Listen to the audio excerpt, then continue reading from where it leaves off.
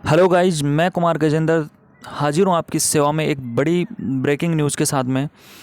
तो सबसे पहले तो वो सारी प्रोसेस देख लेते हैं कि जो रेलवे का जो रेलवे एनटीपीसी मंत्रालय जिसके द्वारा जो रेलवे मंत्रालय है उसके सीईओ जो चेयरमैन हैं उनके द्वारा कल प्रेस कॉन्फ्रेंस की गई थी। उसके साथ में जो उनका ताज़ा अपडेट आया, जो कल उन्होंने जो अपडेट दिया, साथ ही साथ में जो रेलवे बोर्ड है उसके द्वारा क्या नोटिस जारी किया गया, साथ ही मेरे पास कुछ पेपर कटिंग्स हैं जिनका दबाव पड़ते हुए जो रेलवे मंत्रालय उसको बयान जारी करना पड़ा तथा उसको सुनिश्चित ये करना पड़ा कि जो रेलवे की जो बचा हुआ 7th फेज आरआरबी एनटीपीसी का उसका एग्ज़ाम कब होने वाला है, ग्रुप डी भर्ती परीक्षा है वो कब होने वाली है, तथा साथ ही साथ में उनको इस दबाव को महसूस करते हुए उनको एक नोटिस भी निकालना पड़ा। तो उस नोटिस पर भी आज हम चर्चा करने वाले हैं। तो सबसे पहले तो हम ये देख लेते हैं कि राजस्थान पत्रिका न्यूज़पेपर है जिसके अंदर एक खबर प्रकाशित हुई थी कि कब होगी रेलवे परीक्षा और कब मिलेगा नौकरी, रेलवे भर्ती कब मिलेगी नौकरी, और इसको लेकर जो रेलवे भर्ती बोर्ड है वो है मौन। तो इस जब न्यूज़ हुई, साथ ही साथ में अन्य न्यूज़पेपर थे जो दैनिक भास्कर था उसके अंदर भी न्यूज़ प्रकाशित हुई। उस चीज़ को संदर्भ में देखते हुए उन्होंने जो आरआरबी एनटीपीसी है उसकी संभावित जो रिजल्ट है, साथ ही साथ में जो एनटीपीसी का जो एग्ज़ाम है वो कब हो सकता है, जो बाकी चरण है 7th फेज, तथा साथ ही साथ में उन्होंने ये भी बताया जो आरआरबी ग्रुप डी उसका एग्ज़ाम कब हो सकता है, तथा जो आंसर की वगैरह है उनको लेकर भी इन्होंने कुछ जानकारी दी है। तो हम यहाँ पर ये देख लेते हैं कि आवेदन के आगे नहीं बढ़ी ग्रुप डी भर्ती। तो आवेदन के आगे जो ग्रुप डी भर्ती का एग्ज़ाम है, हालांकि जो एनटीपीसी का एग्ज़ाम वो चल रहा था, लेकिन जो कोरोना है, जो 6 पेज के एग्ज़ाम है वो कंटिन्यूसली हो चुके थे, लेकिन जो कोरोना की जो बीच में मार आ गई उसके जो संदर्भ में जो आरआरबी एनटीपीसी का 7th फेज का एग्ज़ाम कंडक्ट नहीं हो सका था। तो कमोबेश जो आरआरबी ग्रुप डी की भर्ती है वो तो होनी ही नहीं थी, वो इसलिए कि जो आरआरबी एनटीपीसी सीबीटी 1 होने के बाद ही जो आपकी आरआरबी ग्रुप डी की भर्ती है वो हो पाएगी। तो इसमें जो न्यूज़ है, तो इससे जो रेलवे बोर्ड है उस पर दबाव पड़ा तथा उन्होंने यहाँ लिखा हुआ है कि आगे नहीं बढ़ सकी। 1 लाख से अधिक ग्रुप डी की रेलवे की भर्ती लेट लतीफ़ी की वजह से आवेदन प्रक्रिया के आगे नहीं बढ़ी है। लगभग 1 साल तक रेलवे को आवेदन पत्र की जांच में ही लग गया। उसके बाद कोरोना संक्रमण की वजह से लिखित परीक्षा की तिथियां ही तय नहीं कर पाई। इस भर्ती के लिए प्रतीक्षा कर रहे 1.25 करोड़ अभ्यर्थियों को अब भी इस परीक्षा कार्यक्रम का इंतजार है।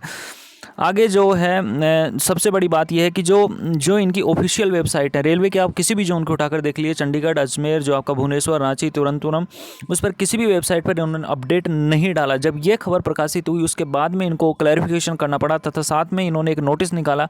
उस नोटिस के अंतर्गत इन्होंने बताया कि जो गवर्नमेंट ऑफ इंडिया है, मिनिस्ट्री ऑफ रेलवेज है, railway requirement board notice to candidates, उन्होंने लिखा है कि RRB have notified 3 centralised employment notice CEN 01 2019, 03 2019 and RRC 01 2019 for various categories. आगे इन्होंने लिखा है कि द रिक्वायरमेंट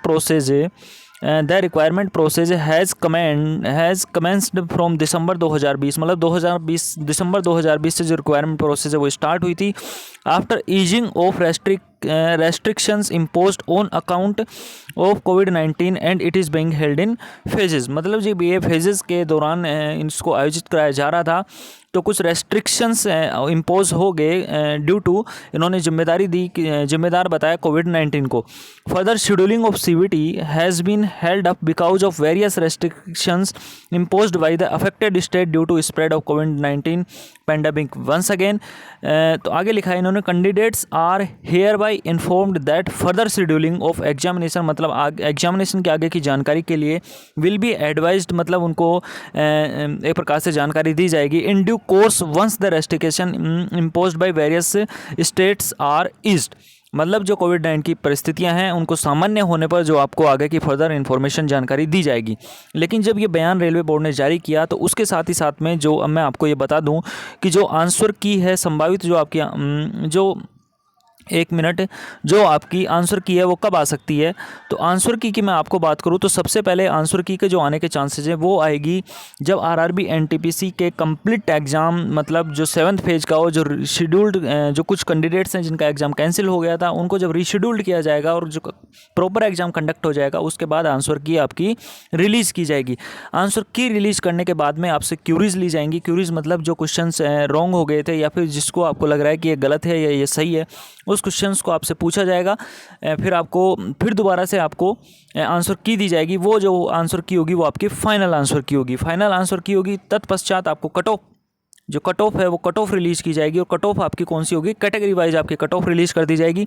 उसके पश्चात जो आपका है CBT 2 के लिए लगभग 1.5 या 2 महीने का गैप दिया जाएगा। तो ये जो इन्फॉर्मेशन थी वो मैंने, जो रिज़ल्ट आपकी जो एग्ज़ाम डेट है, जो रिज़ल्ट न्यूज़ है, जो आंसर की है वो कब आ सकती है, वो जो प्रोसेस है वो मैंने जो कल की कॉन्फ्रेंस थी तथा जो इन्होंने 31 मई 2021 को जो आपका रेलवे का जो एक नोटिस है वो निकाला है, उसके आधार पर अपने अनुभव को शेयर करते हुए मैंने आपको ये बताया है। तो उम्मीद करता हूँ आपको वीडियो पसंद आया होगा, और यदि आप और ज़्यादा जानकारी चाहते हैं या फिर कुछ कैंडिडेट्स ऐसे हैं जिनको कोई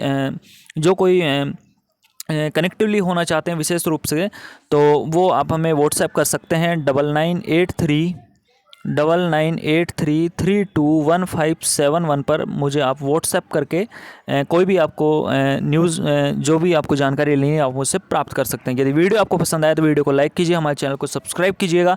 एंड वीडियो देखने के लिए धन्यवाद, थैंक यू सो मच। हालांकि रेलवे बोर्ड से संबंधित जो भी खबरें आती हैं हम आपको पल पल की अपडेट देते रहते हैं, और हम भी ये चाहते हैं कि जो रेलवे बोर्ड है वो एग्ज़ाम को जल्दी से जल्दी कंडक्ट कराए। मेरी तरफ से आपको बहुत बहुत शुभकामनाएं। God bless you.